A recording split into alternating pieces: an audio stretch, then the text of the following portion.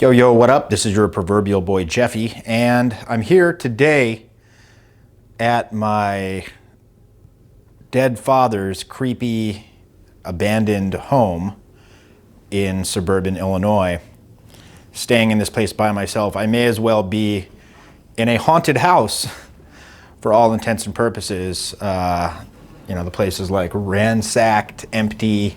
I'm just here handling some final affairs, and it's a weird feeling being in here. I gotta say that. I hadn't spoken to my father in 25 years, and just being in here and seeing that this is where he lived. This is where he resided, and just imagining, what his final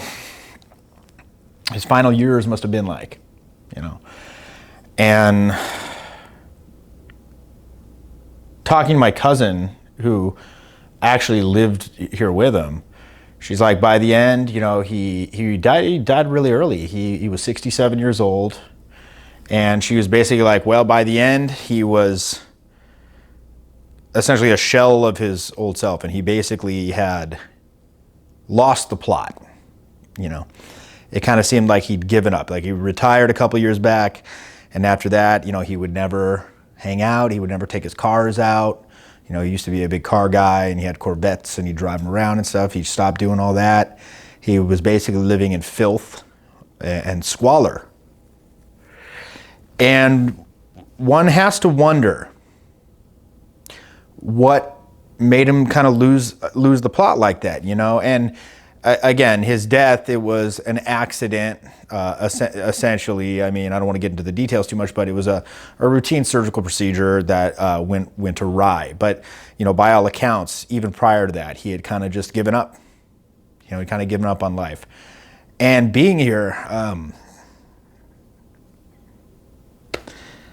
not to get too maudlin about it, but I almost have to wonder, had I been in his life, like had I reconciled with him, perhaps he would still be alive today. And again, I always held a deep antipathy to my father for what he put us through when I was younger, how he gave up on the family like that. If you read my book, he went to prison after committing some horrible crimes. And honestly, I wasn't there. I don't know what the fuck happened. Okay, I don't know how guilty he really was of those things that they said he did, which were horrific. Maybe the truth is somewhere in between, but clearly he did something. Because when the cops came in and kicked in the door that night, he just went like this. We're all sitting at the dinner table, the most awkward fucking family dinner ever, and he just kind of went like this. He put his hands behind his head. And if you're not guilty of something, you don't fucking do that. You're like, oh my God, what is going on here, right? So, again, we'll never know the true story, but the thing is, he never apologized. I spoke to him briefly a couple times after he got out of prison, and he never once said, look, I'm sorry for what I put you guys through. He was like, just no, I did nothing wrong. I can't believe what that state of California did to me. I'm never coming back there, blah, blah, blah, blah. Just the same old asshole. And, maybe if he had just said, look, I'm sorry about all this, maybe I could have had it in my heart to be in his life. And honestly, I was kind of, in the past couple of years, I was kind of starting to think about that. Maybe I should just hit him up, not even to go fishing with him all the time, but, whatever. I mean, because literally I felt, I don't want to say sorry for him, but I wasn't angry at him anymore. If anything, I felt, how bad he must feel. He's the one who, when people ask, how are your kids? They're like, oh, I don't talk to them, or make some bullshit up. And apparently when he was out here living with my extended family, I wondered, why didn't the extended family contact me? And I guess the reason was he straight up lied to him. He said, oh, I got in trouble out there. I beat a guy up or something. He made up some bullshit story. They even read my book, and they're like, what's all this about you doing all this crazy shit? He's like, oh, that's embellishment. Jeff put that in there to, it's a metaphor. He literally had the balls to say it was a fucking metaphor, and I put it in there to spice up the book. Okay? No, motherfucker, it was not to spice up the book. But again, I think what that illustrates is just how he had created in his mind this alternate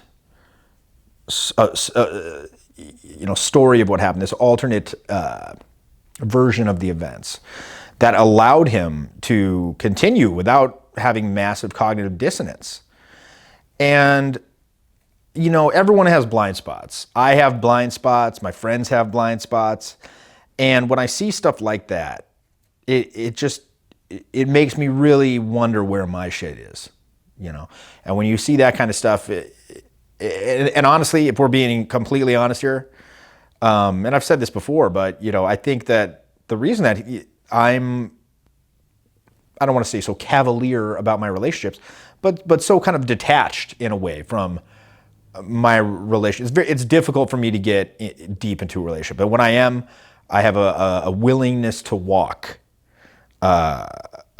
zero fear of loss. Of course, once the loss actually happens, as it did last year, I had a breakup. It is very painful, but I've conditioned myself to that because I never want to be in a position where I'm so emotionally distraught that I make a mistake that ruins mine and other people's lives, because I was so wrapped up and emotional about some relationship that I built up in my head. But again, this stuff is neither here nor there. What I'm trying to get out with this video, I guess, and I'm just kind of thinking out loud here, is just what, might his life have been different? Maybe he would be alive today. And I'm not saying if I was in his life, because look, even if I did forgive him, I still wouldn't be coming out here hanging out with him. It would probably be just like chit-chatting with him on Facebook once in a while, or, saying happy birthday or something like that. So, it's not going to change what happened. And honestly, I kind of had in my heart forgiven him. Like I said, I wasn't going to official with him, but I forgiven him. But maybe if he'd known that. But here's the thing. Really, at the end of the day, whether I forgave him or not, it doesn't fucking matter.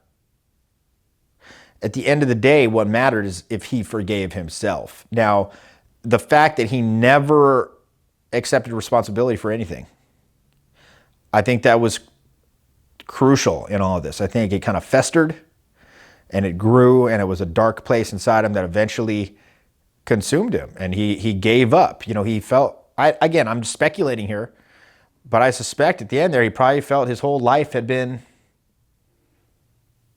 a lie, had been bullshit. He fucked it up, And look, we've all made mistakes in life. I've made many mistakes in life. And again, back you could say, oh, I was a troubled youth. Well, guess what? I'm not a fucking youth anymore. I'm a 41-year-old man. You could say, oh, Hitler had a troubled time. Like, dude, it doesn't fucking matter. At a certain point, you got to suck it up, buttercup, and be like, I'm taking responsibility for this shit, and I'm going to hold myself to a certain standard of behavior. And have I made many mistakes and regrets? Do I have regrets? Yeah, in ways that I've treated people that I've interacted with, in ways that I've, conducted myself in relationships. But the thing is this, I've always tried to, in some small way, make it right, or not even make it right, but like let those people know, look, I'm aware what I was fucked. I just want to tell you, I do regret having done it. If you don't care at all about that, that's fine too. I just wanted to let you know. And I wanted to let you know that going forward, I'm holding myself to a personal standard that I'll never do that to anyone else. And it's, again, if they forgive you or not, it's not my problem. As fucked up as that sounds. The point being, though, you gotta find a way to forgive yourself. And the only way that forgiveness, that self-forgiveness can come is if you know that you're making a concerted, dedicated effort to hold yourself to accountable to a certain standard of behavior and conduct that you feel isn't aligned with your core values. Because without having core values, you are just a rudderless fucking mess. And again, this is classic Tony Robbins shit. When I had like my Saturn return, when I was like 30 and I moved to Spain and I first stopped drinking and I got myself into a more healthy headspace for the first time. Of course, I backslid several times. As we all know, emotional fitness is not it's like physical fitness. It's an ongoing thing. It requires maintenance. You're going to backslide. You're going to have little periods. But still, once I made that decision, I knew that going forward, I had a clearly defined sense of the person I wanted to be. And that forms the bedrock of your self-respect, of your self-esteem. because you know that every day maybe you're not perfect, but you're striving to uphold a personal standard that defines you.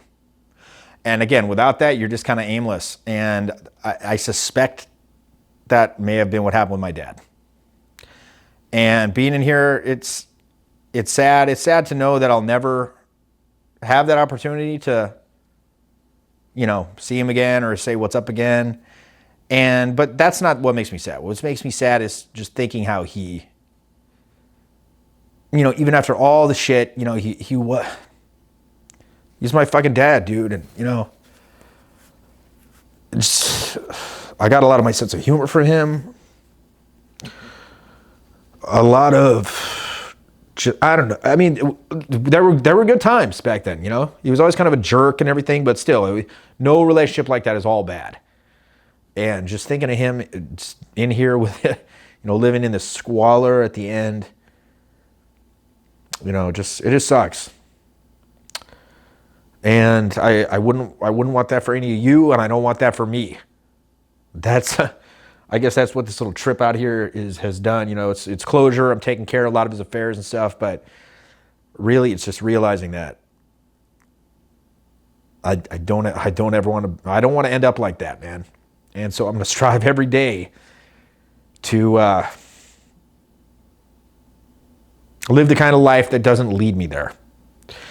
And the reason I'm making this video is because I know a lot of people watch my shit for whatever reason, and to implore you to do the same. And a lot of people that watch my shit, obviously, I know are very young, and this seems like an abstract stuff that's just going to happen in the future, but it happens every fucking day. Every fucking day that you go out and engage with the world,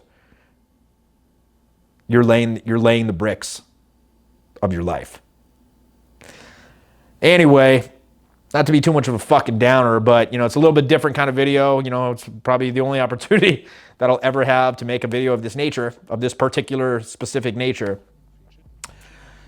But yeah, it is what it is. So I'll be back next week with a more uplifting video. Although I guess in a sense, this is a pretty uplifting video too, if you think about it. But, to get a little crass now, if you like this, please like and subscribe. And I'll see you next time on my fucking channel.